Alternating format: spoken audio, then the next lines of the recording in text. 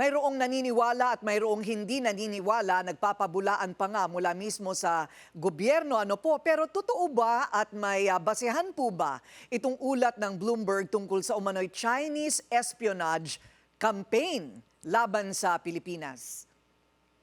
Well, gusto lang naming ulitin dito sa Department of Information and Communication Technology na as early as January of 2024, nagkaroon tayo ng press conference along with the Presidential Communications Office where we confirmed that there was attempts to attack the government mail exchange system and some government infrastructures by allegedly advanced persistent threat groups 41 and 21, which are associated with, we're not saying it's state-sponsored, pero sinasabi natin this is associated with China or at least sympathizers of China, pwedeng activists of China.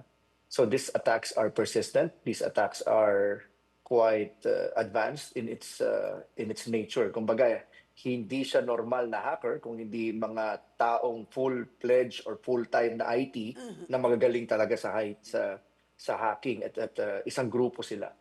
So we do confirm that there are persistent attempts to attack the government systems. Okay. Now, whether or not Were they there were successful? documents, they were successful. Palagi naman namin i-report if they were successful. Sometimes, most of the time, we defend against them. Ano? But regarding the documents, of course, we cannot confirm that Bloomberg report regarding the military documents that was stated. So, ang inyo pong kinukumpirma ay talagang mayroon pong kampanya bang matatawag po yan kung ito po'y mula pa noong Yes. 2021? Well, ang na-monitor namin, and permit me, Ma'am Corina, kasi I was, at least on my level, I was appointed 2022, is that we detected this particular attack 2023. At least on the Bloomberg report, it was consistent on that, no? 2023, and the attacks persisted until 2024. In fact, it persists. Kaya nga ang sabi namin, it is a persistent attempt. Okay. So, parang basketball, no? Didepensa tayo at may umu-opensa, di tayo umu-opensa, no? Tayo hindi dumidepensa sa mga sistema natin. Every once in a while, may lumulusot. Pero most of the time, let me just reiterate. For example, in November to December, sama-sama na, hindi lang naman China. We defended against approximately 249,000 attacks, no? Just for a whole month. Sama-sama na ito, hindi lang ito yung binabanggit ng Bloomberg report that may have emanated from China. But then, let me also reiterate, Corina and Pinky, that we are also coordinating with the ASEAN Computer Emergency Response Team. And we are also coordinating with our counterparts worldwide, including China, so that we can capture these culprits. Okay, so pag sinabi po nating attack, para lang po mas maintindihan po namin, bakit po attack ang tawag po ninyo dito sa mga hacking attempts na ito? That is the general term for an attempt to illegally enter any computer system. Now, ngayong panahon kasi, parang lahat computer system, no? Yung ref mo may computer, yung kotse mo may computer, at syempre yung cellphone mo is also some form of computer.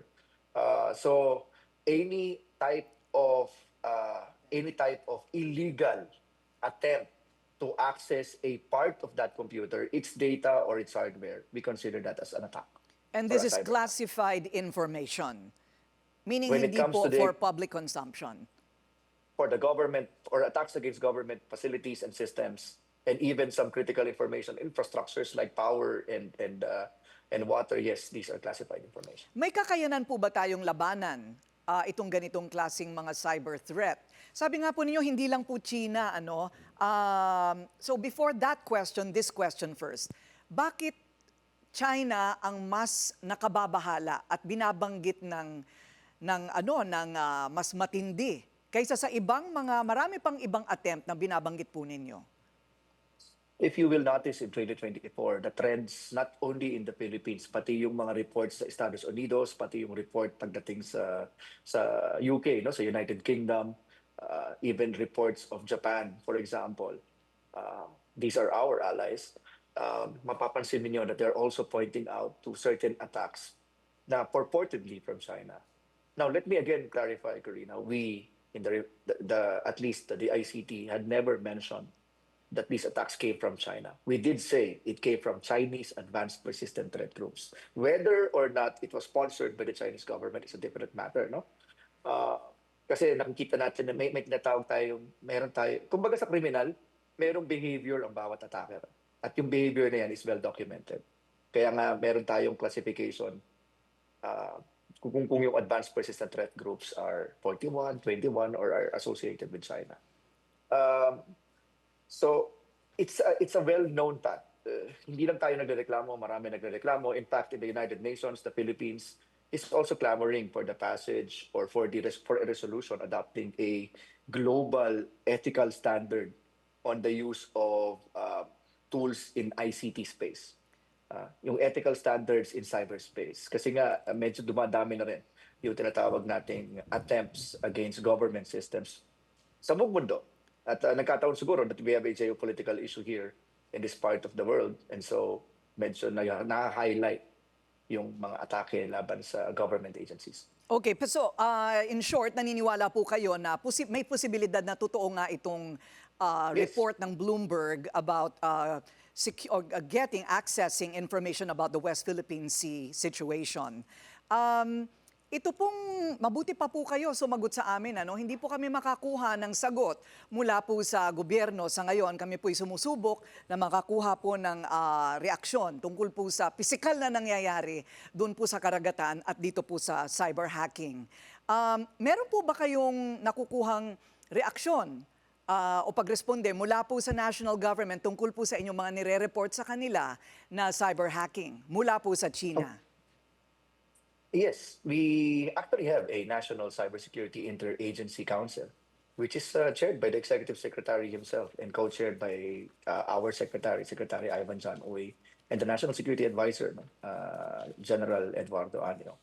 So this group meets monthly, and they do receive the reports. The press conference that was held last January of 2024, where we revealed the attempt, the cyber espionage attempt against our government mail exchange system, that was authorized by the NCAC, and that was even spearheaded by the Presidential Communications Office. So kami naman, hindi naman namin tinatago yung mga informasyon na ito. Yun nga lang, sana bigyan nyo rin ng pag-unawa na may mga bagay na under investigation, and so we are not yet ready to divulge. Pero this information from Bloomberg had been well known and well documented. As I mentioned, was even a product of various news reports from the earlier parts of 2024. Okay, maraming salamat po sa impormasyon. Thank you for having us, DICT Undersecretary Jeffrey Ian V.